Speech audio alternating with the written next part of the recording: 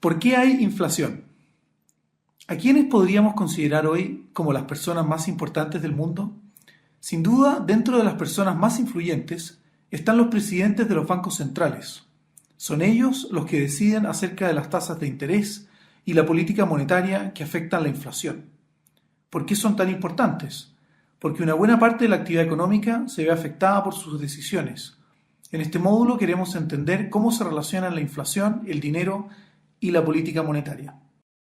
De módulos anteriores, sabemos que la inflación es el aumento generalizado de los precios, que medimos habitualmente a través del índice de precios al consumidor o IPC. Este se publica mensualmente y nos indica cuánto subieron o bajaron los precios de una canasta representativa de bienes. Ese aumento de precios es lo que llamamos inflación. Ahora, ¿por qué hay inflación? ¿Qué hace que los precios de los bienes suban? Los precios y la inflación tienen que ver sobre todo con el dinero. Si se imprime más dinero, los precios subirán. Sabemos que el PIB depende de nuestra capacidad de producir bienes y servicios. Y esta tiene que ver con la inversión, la educación, la innovación y las instituciones. Pero no depende del dinero. El dinero es un medio de transacción y lo utilizamos para intercambiar los bienes y servicios del PIB. Es irrelevante para la cantidad de PIB. Veamos un ejemplo. Supongamos por un momento que todos los precios se redujeran a la mitad, en 50%. Entonces, el dinero necesario para realizar transacciones sería también la mitad. Entonces es fácil entender que si el dinero se duplica, los precios se duplicarán también.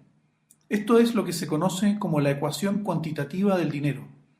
Esta ecuación señala que el PIB multiplicado por los precios es igual a la cantidad de dinero multiplicada por la velocidad de circulación del dinero. El PIB multiplicado por los precios, recordamos que esto es el PIB nominal, es igual a la cantidad de dinero multiplicada por su velocidad de circulación. Sabemos que el dinero en un periodo de tiempo puede usarse más de una vez para realizar transacciones. Si sube la cantidad de dinero y todo lo demás está constante, los precios deben subir. Si miramos series largas de precios de varios cientos de años, veremos que antes del siglo XX la inflación era algo poco corriente. Las primeras grandes inflaciones se producen en los años 20. Después de eso hay muchas y en muchos países. Esto tiene que ver con el dinero. Hasta antes de esa época el sistema financiero usaba patrones metálicos como dinero, especialmente el llamado patrón oro, donde existía una paridad fija entre el valor del oro y el valor de las monedas. Los bancos centrales no podían imprimir billetes a discreción, sino que tenían que tener un respaldo en oro. Cuando esto se acabó, las imprentas de dinero se volvieron más activas y las tasas de inflación empezaron a subir en muchos países. En algunos llegaron a ser muy altas, por ejemplo, durante la hiperinflación alemana en 1922 y 1923. En 1922 la inflación fue de más de 2000% y todavía más en 1923. Llegó a haber una estampilla que valía 10.000 millones de marcos. Es inimaginable cuán rápido subían los precios. Si bien este tipo de episodios son más bien algo del pasado, sí podemos constatar que a los bancos centrales les puede resultar muy difícil detener la impresión de dinero. Una primera idea que tenemos que recordar entonces es que la inflación se relaciona directamente con el dinero.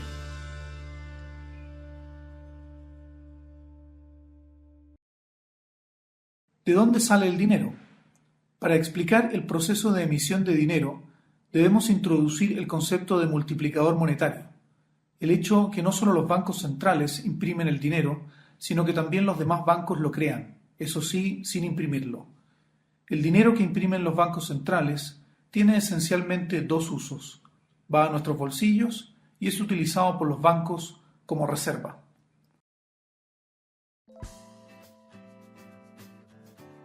Veamos el detalle con un ejemplo sencillo. Supongamos que un banco central emite inicialmente 100.000 pesos.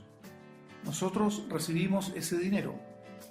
Si lo pensamos bien, es la menor parte la que mantenemos con nosotros. La mayor parte de nuestro dinero está en el banco. Supongamos que nos guardamos 10.000 pesos. Los otros 90.000 los depositamos en el banco.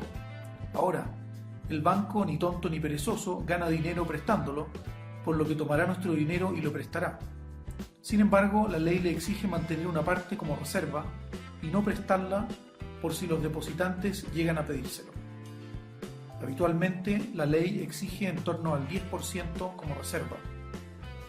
Este es el también llamado encaje bancario, es decir, el banco mantendrá 9.000 pesos en reserva y prestará a alguien, a la señora Juanita, 81.000 pesos.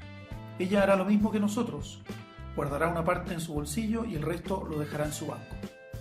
Si pensamos en las mismas proporciones, ella guardará 8.100 pesos, el 10%, y depositará el resto, 72.900 pesos. ¿Cuánto dinero hay ahora en la economía?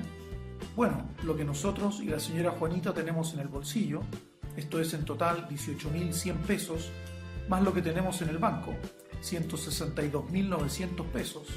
En total, ya hay 200.000 pesos en la economía. El dinero se ha duplicado a través del crédito bancario. Este proceso sigue, ya que el banco también prestará una parte del dinero de la señora Juanita.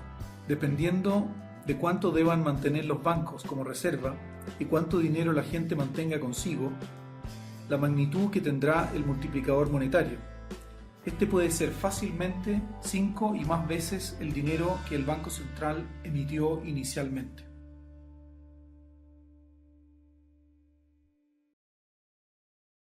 ¿Cómo pueden ahora los bancos centrales influir sobre el dinero?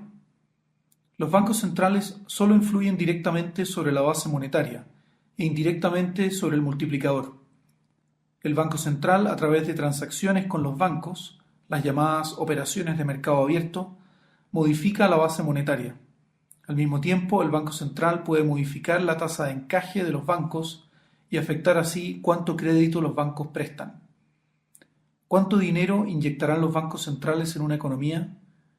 Bueno, en principio el suficiente para que se puedan realizar las transacciones necesarias y los precios se mantengan estables, es decir, no haya inflación o ésta sea muy baja.